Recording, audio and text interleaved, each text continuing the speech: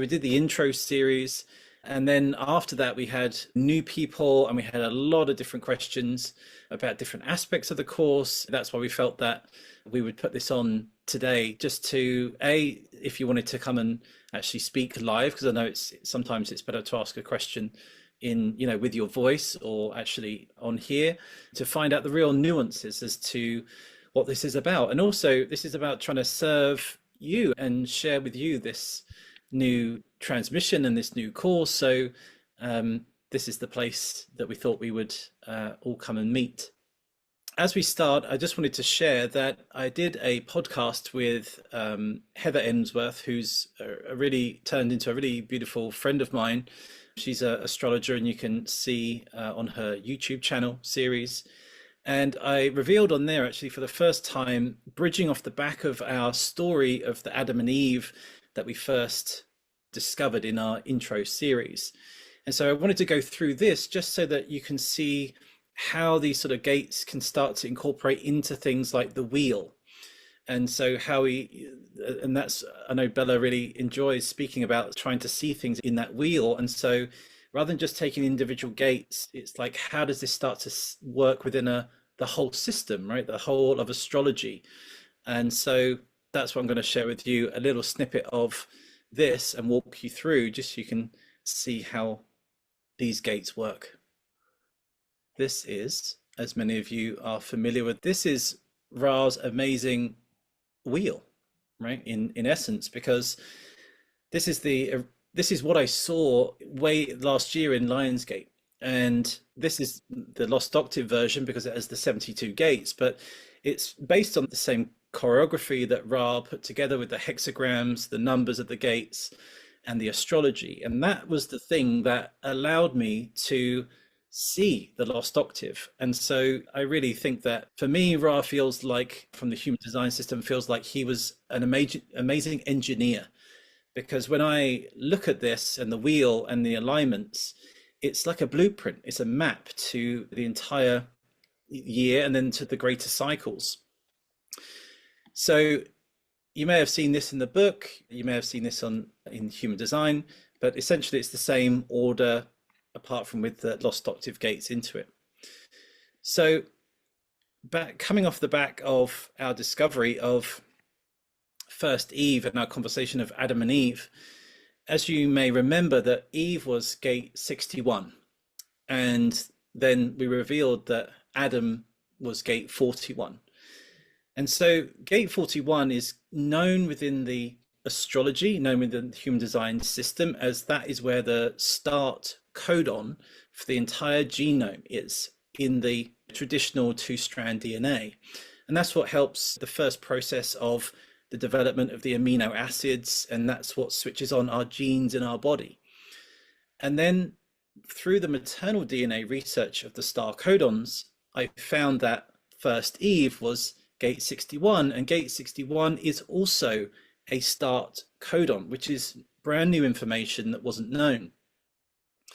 When I looked at this in the wheel, I started to see that this was answering one of the most age-old questions in scripture, and that is this story of Adam and Eve and which one came first. Because in the biblical narrative, it was said that Eve came from Adam's rib.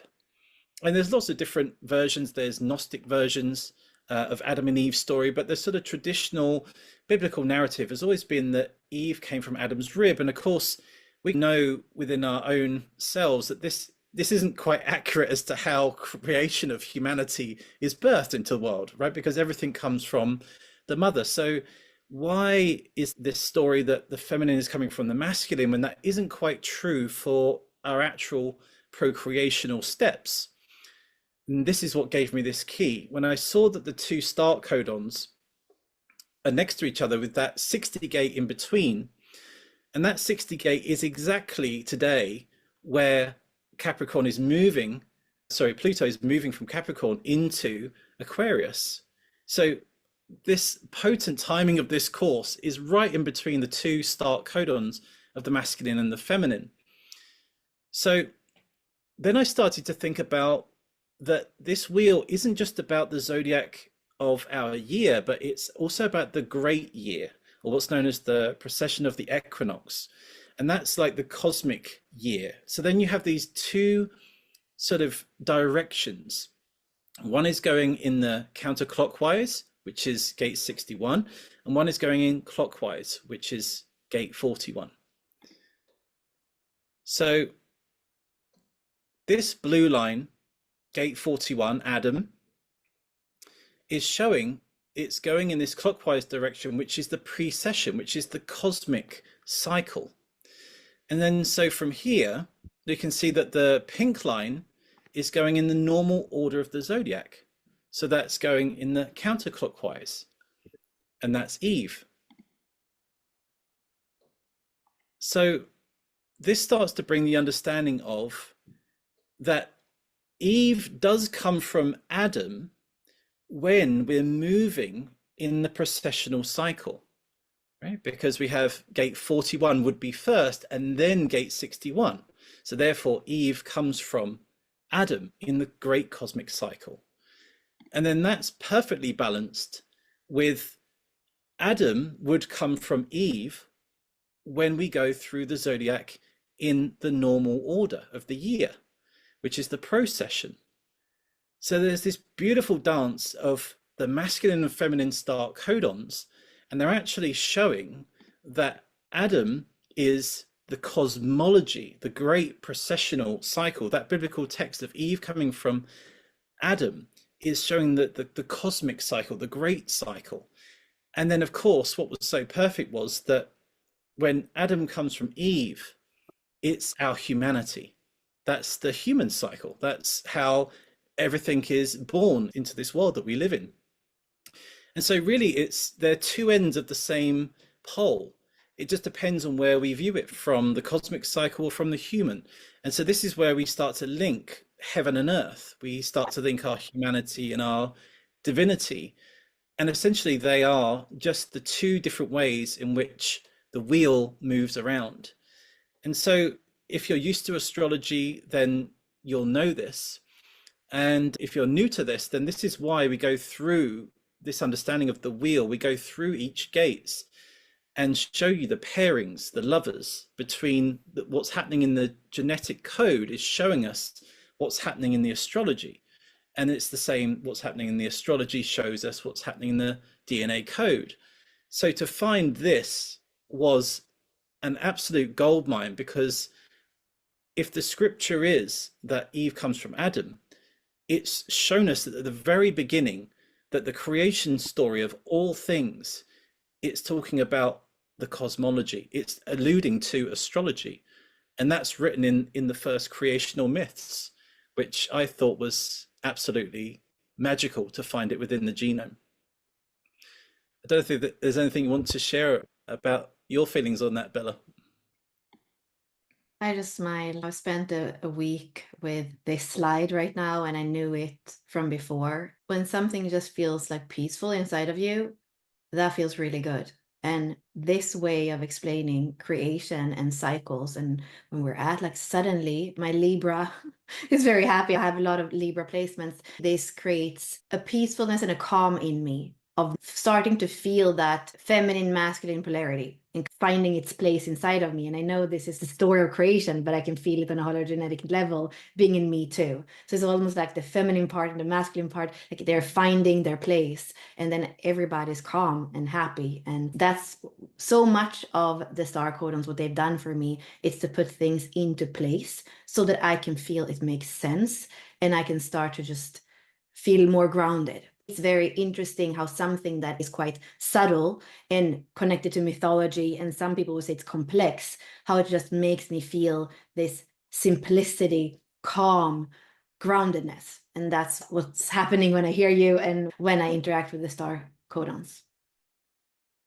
Yeah, that's really beautiful. And that's why I say that the star codons has been so beautiful, because it shows the other half, right, of the story, which is the maternal, the feminine DNA. And so now to be able to incorporate that into this, what has been built on, and it feels like a sort of the natural evolution as we're moving into the age of Aquarius. It feels like the work that Ra did to design the wheel, the hexagrams, to find the amino acids that link to different things. And it's really stacking on the top of that. And that's why I say that, like, the book of changes is changing, because everything is starting to bring in the other polarity. And so for one period of time, we've had a narrative, and now we're starting to see the other side of the coin, and that's that maternal DNA. And so this is just an example of just one of the most auspicious things that we can answer the Adam and Eve story through the genetics, through the astrology. And that's just one revelation within the whole 52 star codons. And so that's why I'm so excited to share all of these things, because there are some of these gates and some of these connections, they are just mind blowing, of how different they are, what they mean in different places, and how we get to move through this wheel, knowing another way to perceive each and every gate. And just to share that we are going through each and every gate. So this entire year's process, the 52 weeks, we're actually going through the entire whole wheel. So there's not one gate that you won't know about. You'll know about all of the star codons. You'll learn about all of the I Ching that's connected to it. You'll learn about all of the astrology that's there. And like I said, that can feel like, wow, that's quite a lot in a year. But it's actually really simple, the way in which we've broken it down, like we showed you the examples, how everything's just laid out in their groups, in their dimensions. And we just take it week by week, go through the pairs. And so, for example, you would have a week, like Bella said, to contemplate and look at this, and to start to feel into this and read the transmission. We meet, and then we can discuss this as well. And so this is why we give that careful attention to each and every grouping and pairs and collectives, so that you start to build up your knowledge, you start to embody it as you go. And then, like I said, by the time 52 weeks has happened, the amount of wisdom and knowledge that you will know from starting from scratch even. And if you've already quite far in your learnings within this, you're going to take to this like a duck to water. So it's really, it doesn't matter whether you've read the Lost Octave, whether you're starting from scratch. This is from the foundations, every single gate, all the way through, like I said, into that quantum leap when we get to the promised land of actually understanding the 9th dimension of our DNA and our astrology. And so I know that gap can feel like, wow, but that's why we take it piece by piece, and that we have to do each gate and understand it before we can take those quantum leaps. And that's why I say this analogy of the 40 days and 40 nights in the wilderness. That's when they went into the wilderness, or when Moses took the Israelites into the desert, right? They came out of tyranny, moved into the desert. It doesn't mean that they were like, they had no food, no shelter. It's like, it's a place where it's like an unknown, right? We're in the desert. And so we're trying to find the right true north, and we're moving through all of this. It's not necessarily a linear path. And then we start to find the groove, the rhythm. And I'll show you actually in the Star Codons course, there is actually a rhythm that you can clap and that you can do. And that is the rhythm of the DNA. And it's magical, I have to say, when I when I was experiencing it. And it's like you can actually clap in tune to the rhythm of your DNA.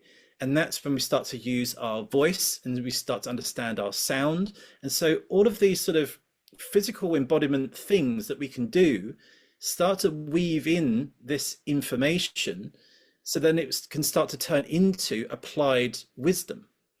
And that's really what we want. We don't just want to fill you with, we want to encapsulate that into the rhythm of how you move through your life and how you're under. Yeah, I don't know if there's anything you want to say on that, Bella.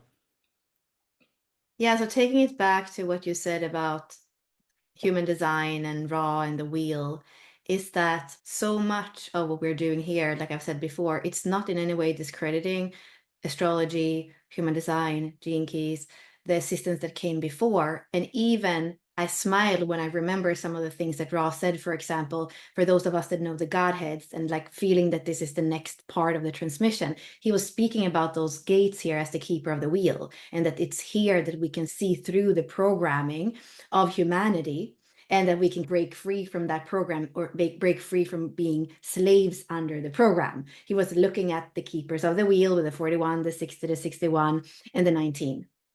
And to know that, like, when we understand the creation story through the DNA, the maternal and the paternal, yeah, I believe that is when we can start to unlock, like you're saying, all the different levels of what we are here to embody. And even going back to the podcast that you did with Heather, like, to see that we are able to even perceive more dimensions than we have before, and that is the evolution. So this is just the next evolution, I believe, as human beings, what we are ready to receive. And that is also connected to Pluto and evolutionary astrology, that we are going to discover things in the sky, things in the transmission, when we're ready, when our awareness is ready. And I think that the new path comes in with a divine and the feminine DNA in the feminine way, is that it's not only to hold the awareness of something, is to be able to embody it. And those two have to go hand in hand, the awareness and the embodiment. And that's also why I'm so thrilled about what we're doing, and that it's a journey for this year where we're going to be able to thread those together, the awareness, the embodiment, the awareness and the embodiment.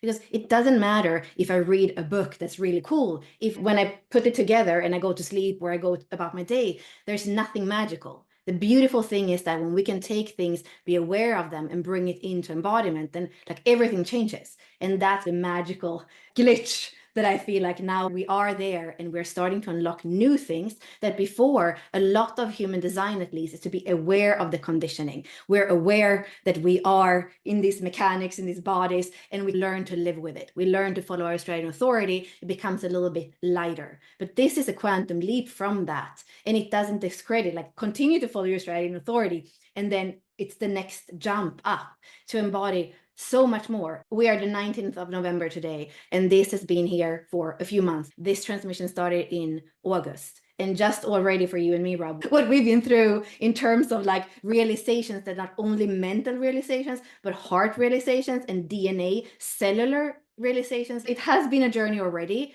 And as a 4-6, what I love to do is to do it in a group and to bridge it to those of you that resonate. Because again, I care about externalizing what I care about, because it's my heart that's happy about it. And it's not for everybody right now, possibly. But for me, to be able to share something that I love, it's the most amazing thing. And to also be able as a 4-6 to bridge to the future. And to me, this is part of the future. This is the next chapter. Everything that we learned before is really cool. And this is like the door to something that's so new and so fresh and so exciting. Yeah, that's so great. And yeah, it's funny because I said in some conversations, it is advanced, right? Like this, it is that frontier, that pioneering thing. But then it's like, whenever anyone went to find new land on the earth, it's like, are you on that voyage to go on that ship to venture into somewhere where you don't know? Because what is there? And obviously, I've gone through these portals and I've seen snippets, and obviously that's how I brought in the transmissions for each of these gates and understood the entirety of like where we're going. But it's like, there is so, I've already been there, and I'm like coming back to say like, okay, we need a bigger boat. Everybody needs to come and see this, because what is on the other side is like a whole new experience. And so that's why it's so perfect, right, that these gates align as this Pluto shift is happening. The divine timing of this is just wild. As I say, especially, I didn't know I was going to even be doing the star codons. It never even came to me until the Lionsgate this year. So it feels like it's on the cusp. And the fact that we get to go through this as a group all together towards this promised land, this new experience of Aquarius, yeah, it's just so amazing. So I'll just share, I won't go through the whole presentation, because you can catch Heather's podcast, but there's one thing in here that I really do want to highlight, and that is to speak about the Decans, because in the Lost Octave, that's the story. Because although we could say that we're in Aquarius, or Pluto's moved into Aquarius, there's so many nuances, like there's different gates within Aquarius that have their different feels, so there is a different story within the Decans. But I wanted to look at Delphinus, the dolphin, being connected to Eve, because this was another really amazing thing where the genetics connect perfectly and reflect the same story as the astrology. And when you start to see that two different mediums are saying the same thing, then that's when you're really onto an amazing thread. And so the dolphin being connected to Eve, well, first Eve is connected all the way back our maternal line. The whole of humanity is connected back to the motherland of Africa. And then the seeing that she's connected to the dolphin, then I started to see the revelation of where New Lemuria, the geological actual Earth mass of New Lemuria, is being currently formed in a particular place, which is connected to the DNA of first Eve. And it's like, how can these things, that's the Earth is in resonance with the astrology and with the genetics, they're all combining. And to even bring it into the fact that it's the dolphin frequency of what most people know is very highly connected to the Lemurian frequencies. And so it makes sense that the sixth root race that is now coming into form and coming into collective consciousness, this dolphin frequency is coming back and showing us the exact locations on the earth where this is being birthed. And so the third root race, which is the Lemurians, and the sixth root race, which is us now, the new humans, like they're actually harmonic numbers, 3 and 6. So again, everywhere you move and turn within this wheel, within these star codons, you really see this undeniable picture of like where we're going, what's happening to our humanity, how are we merging with the cosmos, what's happening within our genetic codes. And I would say that the star codons, because of my extensive work with the DNA, it really is on the cutting edge of scientific understandings at the moment, where I've even able to predict new things that are going to be discovered. And so it's really beautiful that as science improves, as science reveals more, then we get to see more and we get to find even more connections. And so with the way science is going over the next year, maybe there might be some new findings in science, which then I can decode into this understanding and add more pieces in. So it's very much a living, breathing experience. Transmission is not set in stone. It's like the book of changes that is just continuing to evolve. And at this pace, we really are moving into that sort of quantum leap, which ultimately is going to help you make the same changes in your life. So that's what I wanted to share at the beginning of our conversation. What's beautiful is that there's an amazing group of people that are weaving together already in our private Facebook group that's coming together, and people are starting to get to know each other. And so there's going to be plenty of opportunities. We're also looking to, within that group, you'll be able to share, you'll be able to speak. We're looking to host some calls in there to help people speak about their experiences as well. So we'll have the Wednesdays where it'll be sort of the transmission and the star codons, and then we may have some like breakout rooms to discuss in that moment. But then we're also providing this other space within the Facebook community in our group that after you've marinated on the Wednesday and over those next few days, maybe at the weekend, we're looking to run sort of some conversations so that you can start to work with people in the group, debate about these things, deepen into these things. And so I really feel that it's so beautiful to see that there is this support thing, that we are all going through this, me and Bella included. It's so we are voyaging as this one beautiful unit. And so I think that aspect of the star codons is invaluable, really, because that's really where insights and epiphanies and other people's experiences can help shape the understandings for you. So yeah, that's what I'm really so happy about, that's brewing at the moment. So yeah. I'm happy to start answering some questions. I just see one that just stood out to me on here, and somebody just asked, what is the special ingredient? I like that. In the mitochondrial DNA not found in Adam Cadmon. So with that, it's that this is where it goes deep into the amino acids. So a start codon produces an amino acid called methionine. And so methionine is the amino acid of gate 41. And so in the maternal DNA, methionine is found in gate 61. So the amino acid for the start codons is the same in both start codons. And so, yeah, it's not necessarily a special ingredient. It's once you understand the amino acids, then you'll see patterns within them. And this methionine is this starting amino acid, and it's the building blocks that starts the whole codes for the genes to translate, to start to move. And it's like all of these things we can explore in terms of foods. There are certain things that connect to these amino acids. And I think with methionine, there's things like Brazil nuts. It's just like such a random kind of like thing. And it's like Brazil nuts, you could say, has the component that ties in the start of the whole genetic code. And it's like, wow, these things run so deeply. And that's why I say that when you start to research this and look at the amino acids, and we tell you about all of those, you can start to work with this in your own life, whether it be with foods or exercises, or how do you find out what these amino acids can work with you in your life. So yeah, I just thought I'd answer that as I could see it.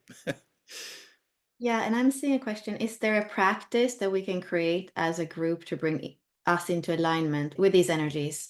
And if you haven't watched what we did last week, it's already up on the website, the Lost Octave / Star Codons. We have the 3 days that we did. And on day 3, we were speaking about 4 or 5 of the different embodiment practices that are going to be part of the course. And I also want to say what I said in that recording or in that live is that this is also happening in a natural way, and you need to create enough space for this process. So it's perfect if you already have some kind of practice, whether that's meditation or yoga or breath work or just being in nature. If you have something in your day where there is space for transformation, for restoration, this is going to start to work. And if you don't have that, we're going to give you tips on doing that. But this is something that happens quite naturally, because I do believe, like I said from the beginning, that our DNA is ready to upgrade all the time. So just being in contact, and what I've said before too, the book is complex in some ways and it's simple in some other ways, but for all of us, we need to speak quite good English, and we need to be a little bit of somebody who's read before to be able to take it all in. With the star codons, the descriptions are much shorter, and there is more to feel into between the lines. It's very clear and very concise. It's like a 1 page for a star codon. So that means that it's not so intellectual. It's way more like an understanding of what that is about. And of course, I'm kind of weave this with another question. Of course, this is going to be a little bit easier if you know from human design, for examples, about the gates, or if you're in the gene keys and know about the gene keys, you're going to be able to already have a reference point for gate 61 or gate 41, right? However, with that concise explanation and those keywords that are very powerful, you don't need to have anything before. And sometimes it can almost be better to not have a preconceived notion of what something is, because then you get the clear transmission the way it is. I've had that conversation with Rob. Sometimes it's like inviting me to not always bring it back. Like sometimes it's super helpful to bring it back and be like, yeah, because in the body graph, this and this, and in the Venus sequence, blah, blah, blah. And sometimes to just take all that away. And that just happened for me in the beginning of the webinar, when I'm like, the truth is, I just feel calm and grounded. So I don't need to tell everybody everything I know about gate 61 and gate 41, right? So when you come in, it doesn't matter what the background is, because there is a way to receive this as the first thing that you ever are in contact with astrology, or it can be something that's like the next step for where you have been before, if that was into human design or astrology or some of those esoteric systems that are close to this transmission. Yeah, that's so great to share that. Thank you for that. So good. I'm just seeing this, and I think it's a really good question actually, about do you see ones with complex trauma quantum leaping as well through this? So that's a really great question, because being the maternal DNA, as we go through the what you would class the traditional DNA also, but this has a bespoke understanding because that's the new revelation of the maternal DNA within all of this. And so maternal DNA is the same DNA that's within your mother, your grandmother, your great grandmother, and that's why we can trace back all the way back to first Eve. That's why sort of the maternal DNA has got this special sort of carbon footprint in the most divine way all the way back. And so that's how the geneticists can track it. And so if you think about it, if you were to travel through your ancestral lines, which is what we do in the star codons, that means you're meeting all of these different generational aspects of you. That's everything that's happened from the past for you to become an embodied human being right now. That's taken like hundreds and thousands of people to make that happen. That's billions of thousands of years of evolution for you to be sitting here right now. So this is why we track back first, because as you open these doors and go back through generational lines, it's not that yours can I heal this trauma, it's more that you'll be able to see all of the code within your own self. So then when it's like watching lots of different movies about all aspects of yourself and what made you into being. And so naturally, when we start to look at these things will resonate within you, things will be like, wow, I feel emotional towards this because I don't know why.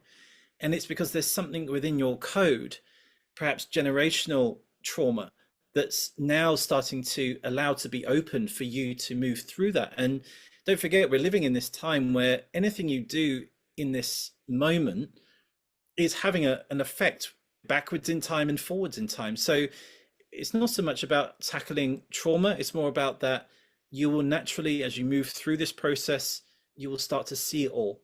And as we move through it all, that will start to allow you to, whether it's to heal, whether it's just to be aware of, whatever is needed for you, it's just to show you the door, to help you walk through it. And then whatever comes up for you that's part of your each individual's journey, even though we're doing it as a collective. Yeah, to that, Rob, I would add the space thing because that's what I felt. So I've been really lucky both times when you're bringing through a new transmission. So the Lost Octave in 2023 and then in 2024, the Star Codons. I happened to be in Sweden. It was the summer and I had so much space that I don't always have when I'm in the States and I'm working and doing courses and sessions. So for me to have the space when these things are coming up is so helpful because again, going back to the awareness and the embodiment, as we become aware of those patterns, like you say, they're not only individual patterns, it's humanity that is healing and becoming aware of our unity and those places that were blind spots before.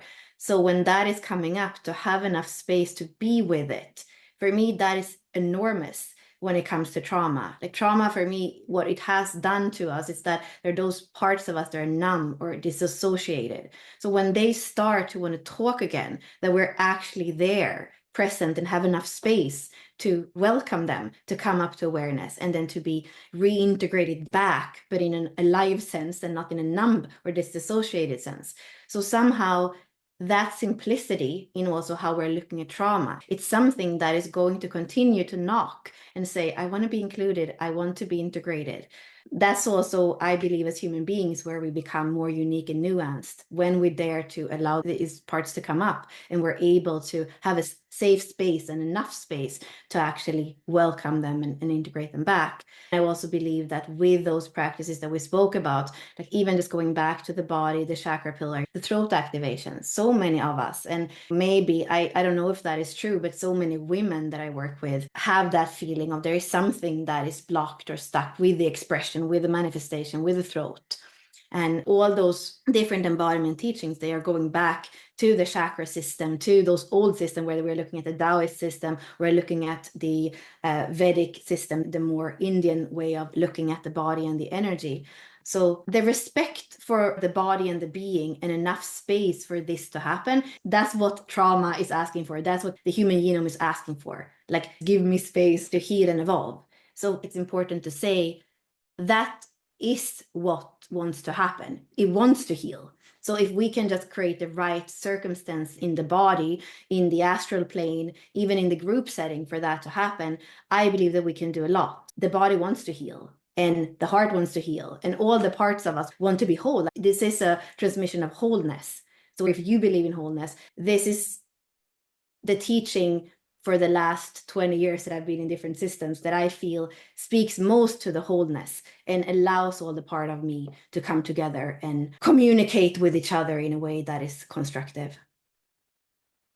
Yeah, so great. And yeah, and don't forget with this, as Bella's saying, there are different practices, and in part of this we have the secret of the golden lotus, don't forget, which is all about the spine. So each of the star codons and their groupings, we actually map the entire spine. And it's this understanding of under all of the energetic nadis, the energetic systems, the auric layers. And so yeah, there's so much that we go into. It's as deep as you want to take it. So as we go through each week, there may be just one thing that you focus on, but it's all going to be revealed to you so that you can go back and it's something to work with, right? It's something to continually deepen into. And so, like Bella said, our job is to show you and awaken those doors and to help you with how this can work with your physical form. And then everybody goes through their individual journey. So yeah, definitely it's all about making a difference here. So it's like learning all of this new stuff, but it's about how it can make a difference as we're moving through. So Why are we doing this in a group? This kind of teaching needs some kind of holding. And that's also the difference with a book from the beginning. We were thinking about doing something with a book, and then this came through, and it was very clear listening to you that you knew how this transmission needed to be done. So it's not necessarily like even an intellectual decision, or this is supposed to be a course. I believe that this is a path. It's more like a mystery school. To do it now or a year later when we might not have the support group, the price is probably going to be the same or more. So it's more powerful to be able to do it with other people and to have the Facebook group that is the support, to have the breakout rooms, even on Wednesday evening. You cannot attend. We're going to have another time in the week where you can come and, what you were saying, Rob, have more of you interacting with this, because some of you are self-projected projectors in human design. Some of you have the split like I have with those centers. Sometimes when I hear myself speak, I actually understand something much better than when I read it. So to also be able, again, the throat center, being able to reflect on and share with others what's happening, that is also one of the domino things that can make a lot of things unlock. So doing it with a group feels to me like a safe space and a more powerful space than to try to do it on your own. I think even with you and me, Rob, that our back and forth over the past months have also allowed both of us to understand more of the mechanics, the soul mechanics, the cellular mechanics, and how this can be embodied and even shared with others. yeah, no, absolutely. And I'm just saying about someone saying about being a qigong teacher, finding this interesting. And yeah, the secret of the golden lotus is one of those things that it like the lost octave, it was an ancient verbal transmission for many hundreds of years before it was ever written down. And that was speaking more about the philosophy, but within this transmission, it was shown to me a very specific hexagram sequence. So it was using the I Ching sequence to bring a philosophy or an oral instruction into form. And then that's what connected then the spinal energetics. So you see, it's like these ancient books, these ancient teachings, they're evolving and they're broadcasting new ways for us to understand how to embody them, how to work with them. And so this new hexagram sequence, much this understanding of how does energy work through you. And of course, we're starting this course in that energy of the Kundalini, right? Of the serpent life force, the dragon life force energy of Scorpio. And so this course is very much about utilizing, allowing that to flow, seeing how energy moves through hexagrams, how it moves through the wheel and the gates. So yeah, it's going to be a really great exploration of every week, giving different simple things to follow. It's not like there's some dramatic practices. It's just building up layers along the way of different things, allowing you to feel or perceive things differently in your body whilst you're in the transmission of what's being shared as the gates. And so then it all just flows. And like Bella said, we've got the space, we've got the time, we've got a whole year together. We're not trying to shove it all into the first week. It's going to have a really good rhythm, a really good pace, and it'll be fast enough, and it will be slow enough. It's going to be, yeah, a good rhythm, I would say. So we have one question from Sanoni. We, due to our CPTSD, are deaf, blind, and dumb in our internal processing systems. So how do you intuitively feel we would experience this material lineage you talk of? Okay, yeah. Can you just repeat it one more time?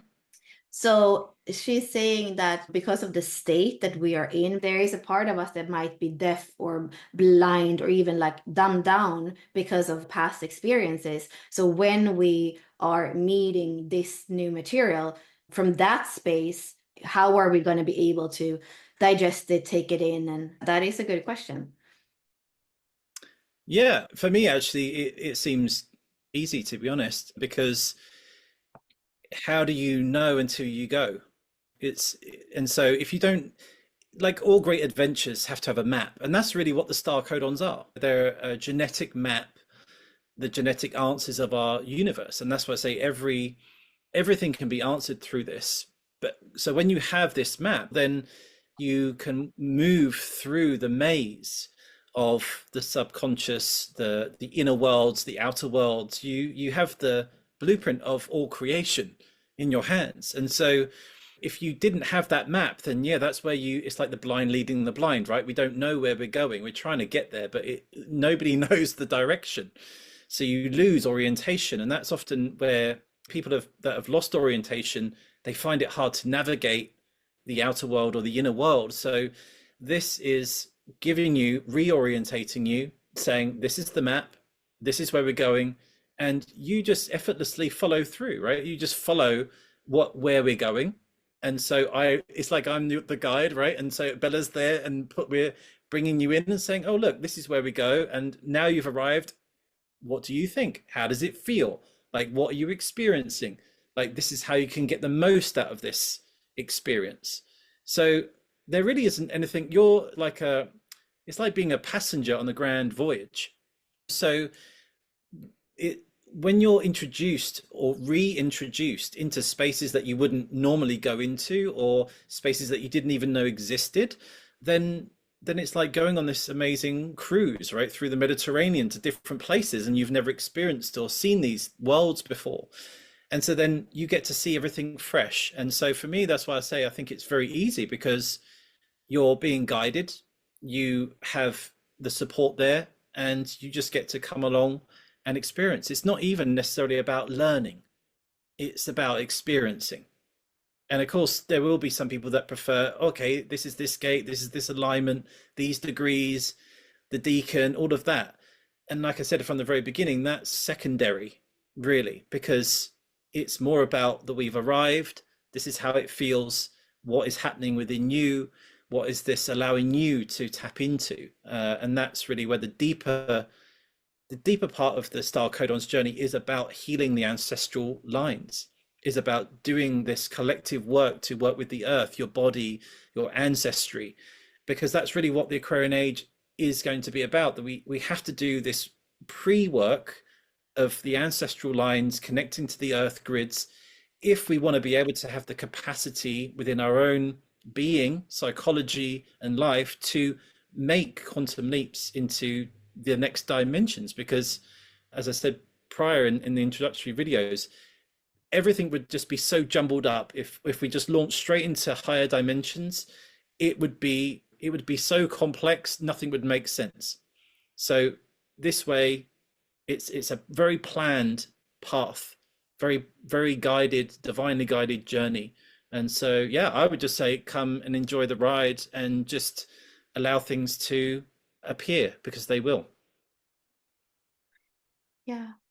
Rob, you and I have had conversations about shadow work before. And for those of you that have read the book, if you read about Gate 71 and the Scorpio connection, you're going to see that with Hercules and the star stories that are there, it's very intense. And at the same time, the way that it's done through the transmission of the lost octave and the star codons, it's never like wallowing around in the shadow like a Labrador in the mud.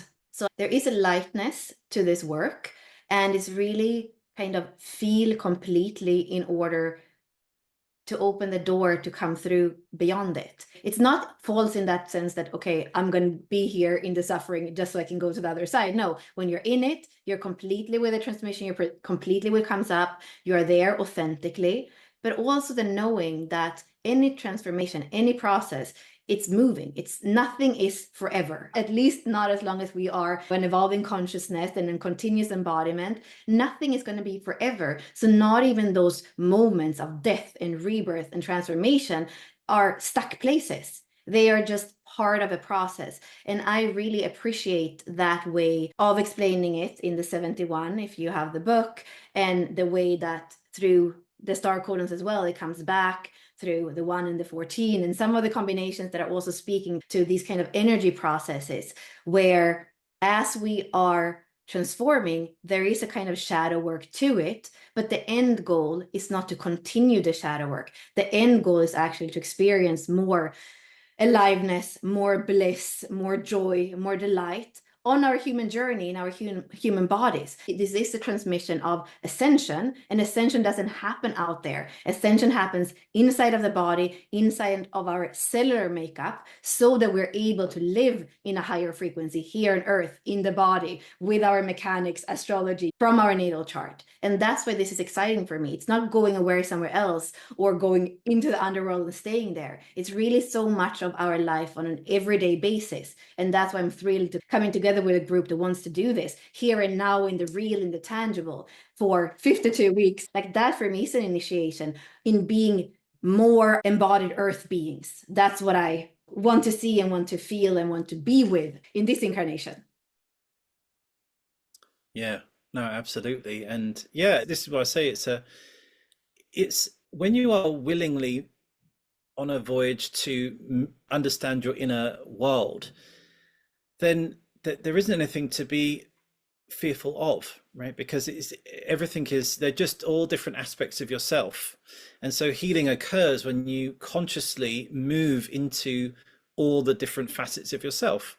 And so that's really how you get to know yourself and how you get to expand and and move through whatever you need to move through.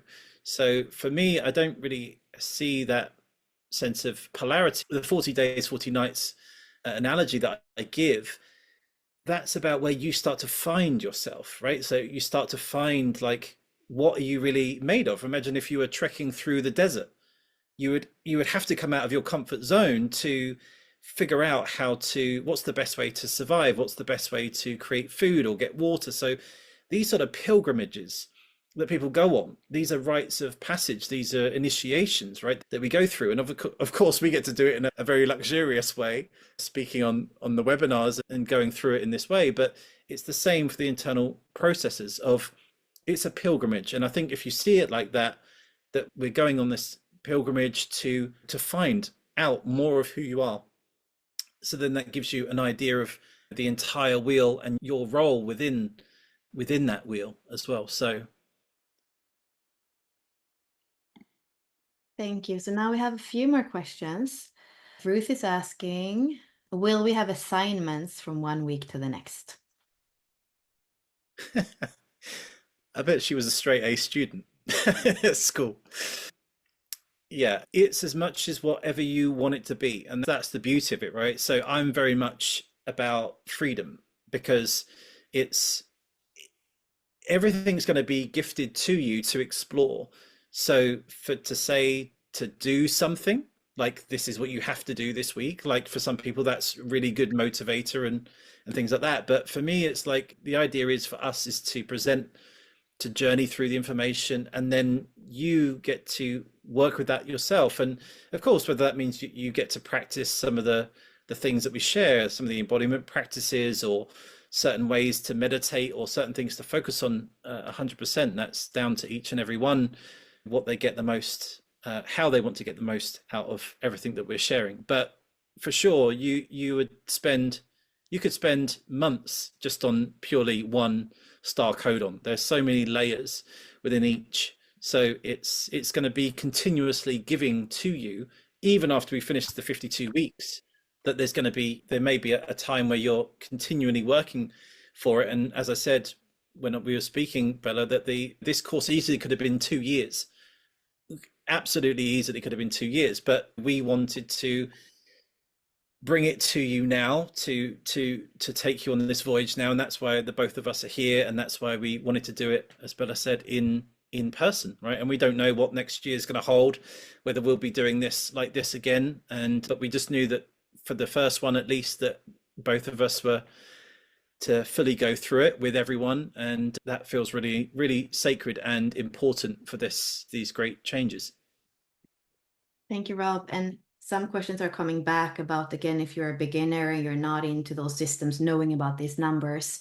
So important to understand that we don't have just one gate. There are numbers, 72 numbers, known numbers until now has been 64 of them. It's connected to the old I Ching. And the way that it works is that you are a geometry that is connected to how the sky was in the moment you were born. So that's your astrology, and it can be translated to those numbers. So you're going to have many numbers. We were speaking with Rob yesterday that in normal human design, you have 26 different, but we are speaking about 30 gates or stargates, because we're also adding in the ascendant. We're looking at Chiron as the wounded healer. So you're going to have all the planets that were somewhere in the sky in a number or in a zodiac sign in the moment you're born. And in this transmission, we're also looking at another date of imprint. So there are 30 that are important. I would say probably you don't have to, but if you feel like this is important, you want to know your numbers, I did put genetic matrix free chart. You can go there and you can look at your numbers.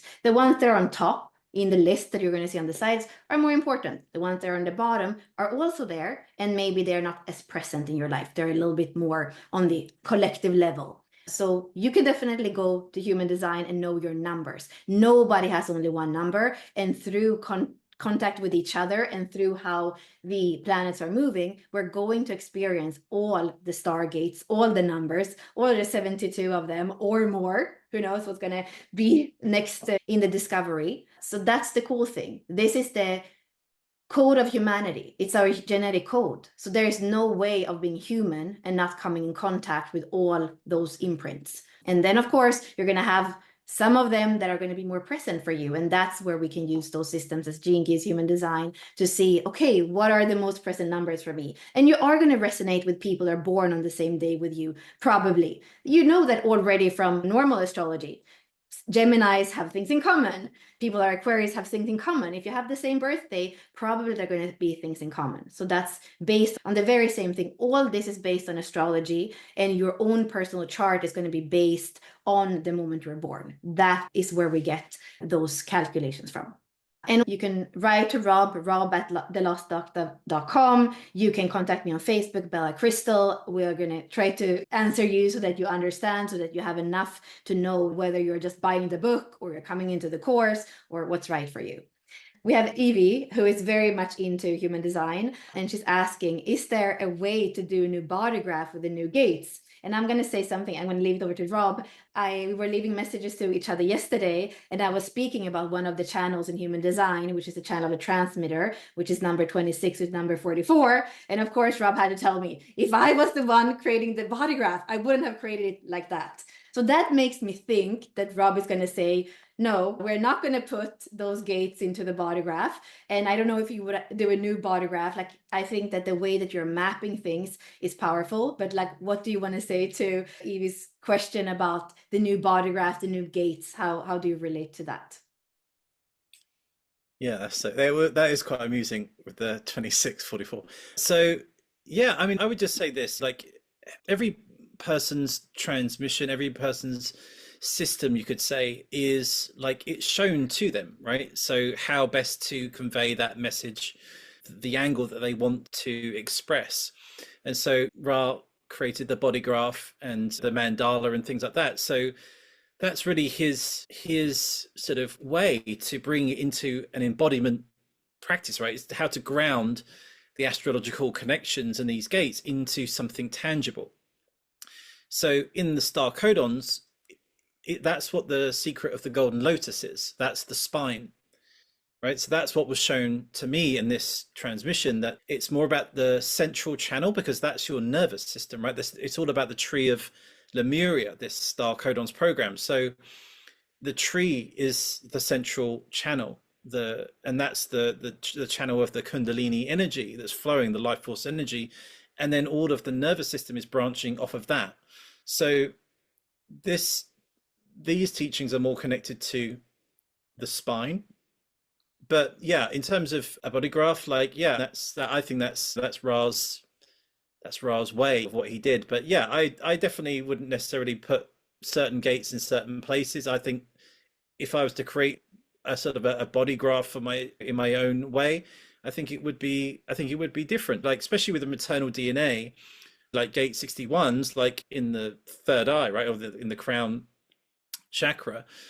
So it's like, okay, that maybe that with this idea of the pole shift, that maybe it's actually more connected to the root also. So it's, yeah, it would be different. I tend to honor systems as they are, and then new developments come out and new systems come in, but they're all in sync. At the end of the day, they're all trying to share the same sort of story in many ways. So it's that's what I would say. Yeah, and also knowing that the body graph was created with some of the other systems connected to the chakras in the Hindu system, the Kabbalah, the astrology, of course. So again, going back to what we said before, with the star codons, I don't feel the presence of those other systems when I look at what you create. And sometimes you play with the Hebrew alphabet, like you play with other systems. But if I just see the star codons, I don't feel a lot of other systems. I feel like they are a free transmission, like beyond it, or not using all these other things to build upon. But then there can be, again, parallels. There can be ways of looking at things side by side and see super interesting connections. Yeah, no, absolutely, because it's the obviously even in astrology, right? To take astrology, speaking about dimensions, that Ostoktiv was proposing about, that it was already coming from the fourth dimensional understanding, and now within the genetic code, moving into the ninth dimensional understanding. Like these are a whole new way of looking at all of this. And like Bella's saying, it feels like it's concise, it's impactful, it's bite size, and it allows us to move into see like multiple dimensions of the same things. And so yeah, it feels very, very present, very new, and hence why I'm so excited to be sharing it. So Shala, can we know the gates we can pair with? What about the concept of the twin flame? that's so fun. Can we know the gates we compare with? Yeah, that is what the transmission is, right? So you'll have your profile gates, and then we'll reveal which gates are paired, which are lovers, which are part of different groups. So there's the 3D groupings, the 4D groupings, the 5D groupings. So you get to see how all of the things are paired. And so that's the beauty of this whole voyage, is that we're so used to taking each individual gate, whereas as you start to move into that next evolution, the next dimensions, you see how there is no one sovereign gate. Take the star codon 41, right? Like that was seen as the sovereign start codon, and then through this it was like, oh, actually there's the feminine start codon. And so it was like, oh, so now there is a bridge there. And so this is what happens as we go along, that you'll find that these gates have connected to these ones, and you bring it, and it all comes back to this beautiful one organic structure where everything is vibrating all together. They're all connected. And so that brings a different way of viewing the wheel, right? That even when we transition into a certain gate, actually that's affecting these immediate gates and then this whole thing. So that's the beauty of this, to see ourselves, like Bella was saying, about our wholeness. You really start to see our wholeness through all of this. And then the second part, what about the concept of twin flames? That's we we call it lovers in the DNA, right? Because the two strands are like weaving together, right? They're dancing, and they're the lovers because they're you have to have that pairing, right? So it's the same as the gates, that each gate has a super partner, and so they're actually working together the whole time. They're lovers. Everything that I've seen within the genetic code, within the I Ching, it's all yin yang, right? So yeah, however you want to decide, if you want to call it twin flames, whatever, that's down to your own thing. I'm just sharing that what I see in the actual biology and the cosmology is that everything is not even necessarily polarity. It's just that there are always two things weaving together, and then they weave into another two things and those two things, and then it just grows and grows and grows until you get into the whole of creation. So yeah, I think if you want to see them as twin flames, then why not maybe explore it and see how it happens through the codons. Yeah, going back to that question and the star codons, for me, it actually started with the twin flames on the inside, and my experience getting this transmission and being asked to feel into it. When I saw some of those new pairings, those new lovers that are gates numbers that I never saw together before, and I realized that I have studied them in different ways through the other systems, like I'm going to say two numbers. So, for example, my purpose sphere in the gene keys is the 7. It's the gate of the alpha. It's a gate that's very important in my profile, whether we look at human design or astrology. And then there's another gate that is my IC in astrology, which is part of the midheaven IC, that is also important. And that is also in human design, the gate that will bridge my split. And if you know about human design, a split, a whole life can be looking for that part that you feel like you're missing. We're not missing anything, but it can seem like we're missing. So I was looking in my whole life to become that 29, which is the gate of commitment, can also be the gate of overcommitment, and it can say yes to anything, and sometimes not even good things. So when I learned about those gates that have a special pairing inside of the star codons, I started to feel a kind of inner marriage, because I understood what those were about, and their keynotes in each one of them, understood what they were about. And suddenly there was like a part of me that it felt like it was always missing something in my leadership, in my ability to say yes, but more than anything, my ability to say no, and knowing my boundaries and knowing what permissiveness is and what all these things. Suddenly, with that pairing, reading that one thing, it was just something in me that became aware of something that I hadn't been aware of before. It was not mental, but what I was feeling was a kind of union inside that star codon was giving me. And then I also noticed that because I have that 7 in my chart, so many people in my life have the 29. And when I look at that star codon, the name of it and all the themes of it, I can see that all the relationships with people that have the 29 and I have the 7 have that flavor, those keynotes, those themes in them. So I start to experience an inner union, an inner kind of twin flameship with the star codons of connections that I didn't even know existed before. And I can also start to see that other people that have, like you were saying, the other side of the DNA, the other side of the swirl, these people are going to be really important co-creators, partners, whether that is intimate, whether that's business partnership, whether that's like bringing through something like this as a collaboration. So you are going to start to see in the star codon, you hold one number, maybe it's your sun or your earth or your moon, something important in your chart, and then another person in their chart have the other part of the lovers of the star codon, and then you can start to feel that theme. And that is super powerful. That is something that I hope when we do together, the exploration, you're going to find those like super friends, super partners in other people that have the other side of a codon ring or a star codon. And then you're going to be able to explore that theme together.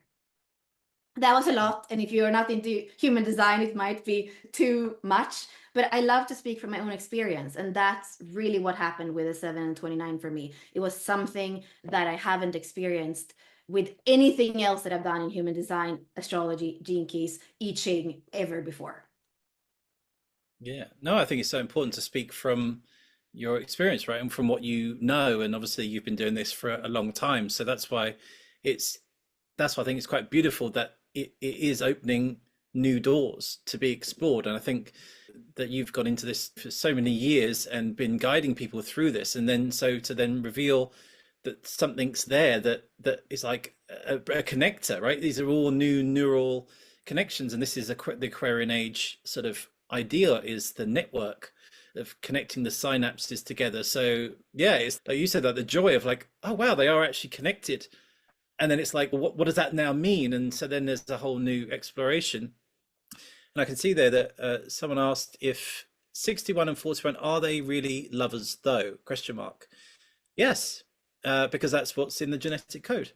So essentially how this is so that when I study the maternal DNA, like the super scientist geeky stuff that I love to do, I went through the entire maternal DNA, and you find all of the codons, right, written in the DNA. So then when I was finding all of these aspects out and the amino acids, and then I'm converting them into the gate numbers, right? So then that's when I can see that from the genetic code how these things are linked together. So this is scientifically, like I said, it's very much on the cusp of what is in current science understandings, and also helps predict through these patterns where new things will emerge, like new mutations, where gates will hold different special aspects. So yes, you can see that 61 and 41 are actually lovers in that genetic matrix within our body, the male and the female, the maternal and the nuclear. And so, like I said, that's just one example that we're sharing. But as Bella said, there's so many. There are 52 of these that we get to explore, and so and then we take these quantum leaps. So it's just, yeah, if you really want to be on the cusp of what is current and what these new revelations are, then that's why we're doing the course. And I think you need to be a bit of a rebel, because I know I'm not allowed to speak about some of those pairings, and I just did. And I think Pluto is in Aquarius from today. And it's like, this is part of Rob's and my relationship too. It's like, we are rebels in that sense, bringing through the new, and we can't wait to bring it through. But of course, we want to do it in a way that is responsible. I want to honor Rob's work 120%, but you can feel this excitement of the new. And it's almost like you cannot wait for the new and fresh to be out, because I care so much about us being activated and alive. That's the only thing I care about, almost like how alive do you feel in your heart, in your body, in your being? Because the saddest thing is when people are numb, dissociated, half dead. Like, that's not a world that we want to bring with us or create in the Aquarian new timeline. So for me, it's important that we have a bit of that mischievousness. Like, can I do this? Can I do this live? Are you going to be angry with me afterwards? Like, if you don't have a little bit of that fire, if you're not ready to take a little bit of a risk to maybe lose something, but to explain yourself from your heart why you did it, like, this is important. There's a daring of going outside the comfort zone, of daring to go out where we've been before. Because if we stay where we've been, we're not going to take those quantum leaps. So I feel a little bit like hot, because I'm not supposed to do this. But sometimes the transmission takes you somewhere. And this is partly my imprint. I'm going to go where I haven't been before. And I found like a flying carpet that I can fly on. So I'm going to fly. And sometimes we're going to be on the edge. And that's okay, as long as we learn to respect each other, as long as we learn to apologize if we go too far. So I think if you are that colorful, weird being that haven't found where you feel that's home, or the community that feels for you, like the people that signed up already, it's ages from like 25 to 73. It's women, it's men, it's like every country. People are going to join on super weird times. It's not one type of person, like only women from Europe or only men that look like Rob. Like, it's nothing to do with that. It's really people that feel that, okay, I don't know where I'm going to even come up with the money, but I need to be part of this. And then speak with us. We even found out the way today, like if you want to come in and you can't do that monthly payment, you have to do it on a longer amount of time, we'll make it work, because we want you to be in. So if it's monetary that you don't have the money now, we can find a way to have you do this as a longer commitment, and we'll trust you that you will, even when the course is over, because we hope that you're going to feel the value that this transmission has in your life. So don't feel like you're out yet. If you really want to be in it, let's find a way.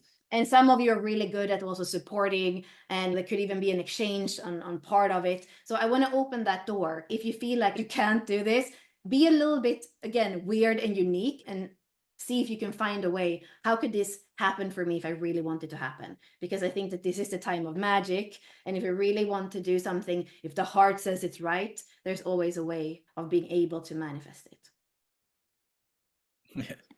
So great for you to share that. And yeah, obviously that's the thread, right, of Eve, the she that starts this whole star codon, because that, like you said, it's the throat chakra. It's the defiant one to break through new ground.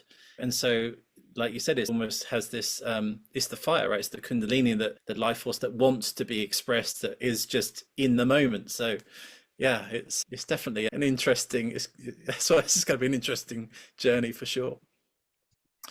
Yeah, and so just I can just see that, yeah, going back to the question about the body graph stuff, that's why I say different systems have different ways of creating what they want. And it's like in the body graph, 61's in the head, right? And so, and the question is about Adam, or the statement being Adam in the root.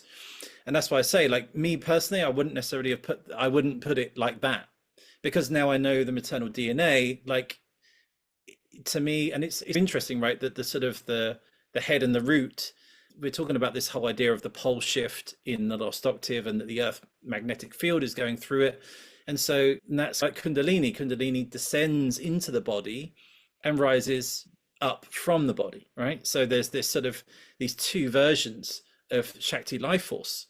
So yeah, it's interesting that the head and the root is like these would be the two start codons of ascension and descension. But yeah, I wouldn't necessarily put them in the body that way. And you'll see where it's connected, because in the spine, in the secret of the golden lotus, it shows you in the spine, like how the energy moves through the spine, through a specific sequence in the hectograms. So Okay. Yeah, and if you have questions about human design, I see there's some questions more related to that. You can contact me, because I have a lot of free resources. Like, just contact me on Facebook, and we'll make sure that you have the basics you need if you feel like you want to have that human design to feel more included if you come in. And even if you don't, that's the easy part. That's what's already a lot of it out there, and we want you to feel resourced with that. So there's one question. Would you be connecting the solar and the lunar energies in the way life force moves through Kundalini? yeah, I think it's like all of this. I would say it's like Bella was saying, previous teachings of what's been in, like the Kabbalah teachings or chakra systems, these sort of things.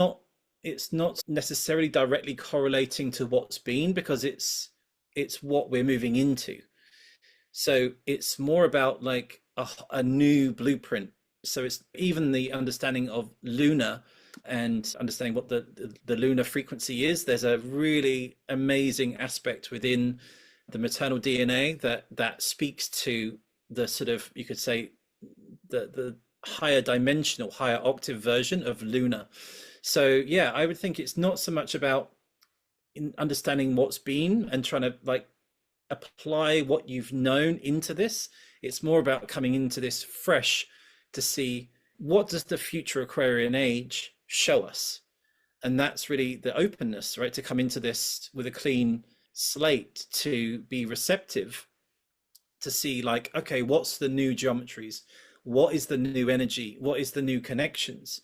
And so, yeah, it's not necessarily based on traditional things. It's about the new, and it's about what's happening right now in the transmission on the earth with these amazing shifts that are occurring. So yeah, that's more the invitation is to come into this fresh and enjoy the journey. And I was asking about if you can find this in a DNA test, the maternal DNA. Yeah, of course, there's that's how they do carbon dating, right? They trace back maternal DNA. So yeah, there's many different DNA companies out there that do things like that, but it's not going to be, they're not going to say, oh, that's connected to gate 61, right? There's no system other than this that takes the genetic code and applies it to astrology, right? So a geneticist is just going to be a geneticist. They're just going to say, like, you're half from Holland, half from Belgium, half from Sweden, or whatever. So that's just genetics. So this is trying to be the bridge in the Aquarian age of seeing how our genetics correspond to our astrology, and then that's the heaven and earth, and then that's where in between we are discovering all of the layers. It's metaphysical, it's energetic, it's auric, it's psychological, it's all the bits of how to understand cosmology and our DNA and how they're reflective of each other.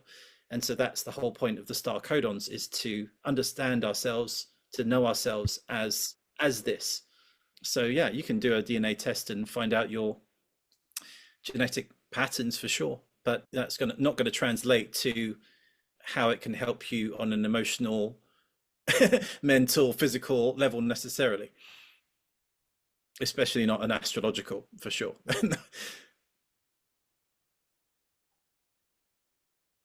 Tonight is the day, right, of this Pluto shift, and it just seems so poignant that tomorrow we are like the first day of Pluto being in Aquarius, that fresh energy. We are starting this journey.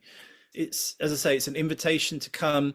You can contact us, but we wanted to give people an opportunity to share, to ask their questions, because we had so many.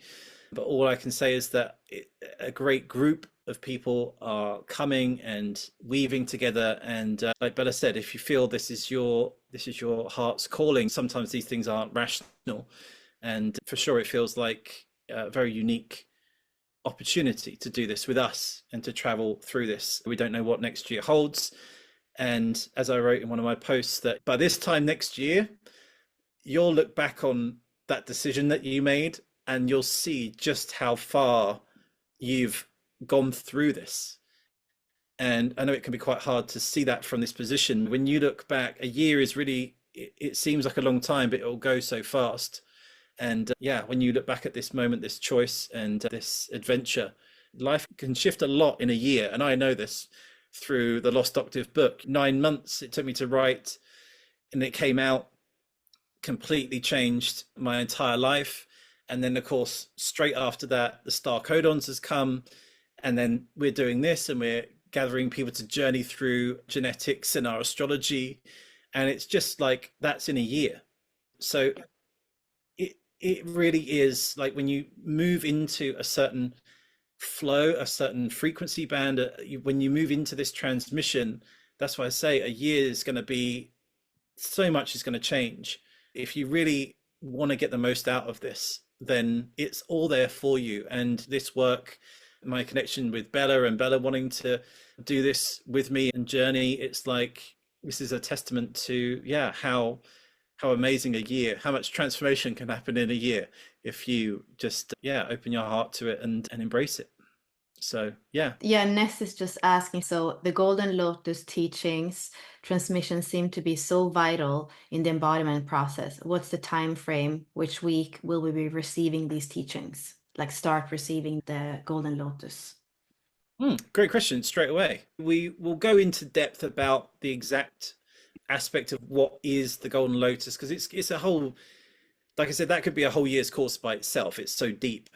But the whole idea is that every week that we're trying to offer things about the throat chakra activation and the Golden Lotus embodiment practices that will assist you with the star codons as we go along. So again, it's more like we're building. little pieces here and there, simple practices to work with, so that you start to build up a toolbox, a library of things that you can work with. So yeah, you don't have to wait for like one big chunk. It's more that all of this is just piece by piece, and it just builds into that wholeness, into that oneness. So don't hesitate to contact me and Rob if there are any questions and anything sitting on the fence, and we'll try to guide you. So thank you again all for being here, and hopefully see you very soon. Bye thank you, everyone. Bella. Thank you, Bye. Rob.